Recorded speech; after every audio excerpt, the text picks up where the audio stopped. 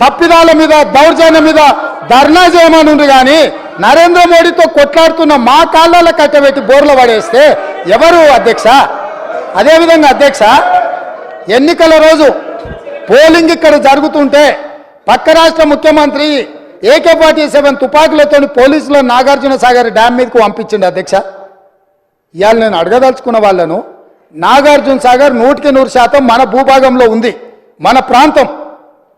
మన ప్రాంతానికి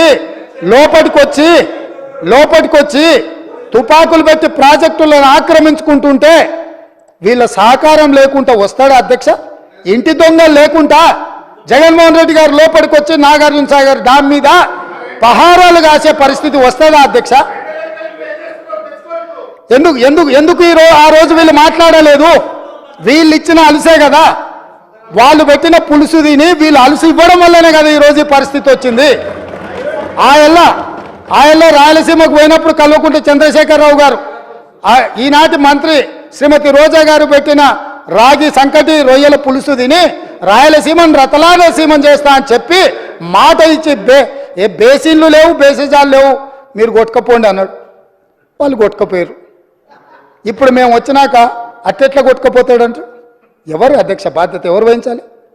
నీ కళ్ళ ముందే కదా ముచ్చుమర్రి చంద్రబాబు నాయుడు కట్టింది, నీ కళ్ళ ముందే కదా రాజశేఖర రెడ్డి పోతిరెడ్డి పాడును 44,000 క్యూసెక్లకు పెంచి తరలించకపోయింది, నీ కళ్ళ ముందల్లే కదా నీ ఇంట్లో పంచపక్ష ప్రమాణాలు జగన్మోహన్ రెడ్డి గారికి పెట్టి జీవో నెంబర్ 203ను నీ ఇంట్లోనే పునాదులేసి రాయలసీమ లిఫ్ట్ ఇరిగేషన్కు ప్రగతి భవన్లో కేసీఆర్ గారి డైనింగ్ టేబుల్ మీద పునాది రాయబడ్డది.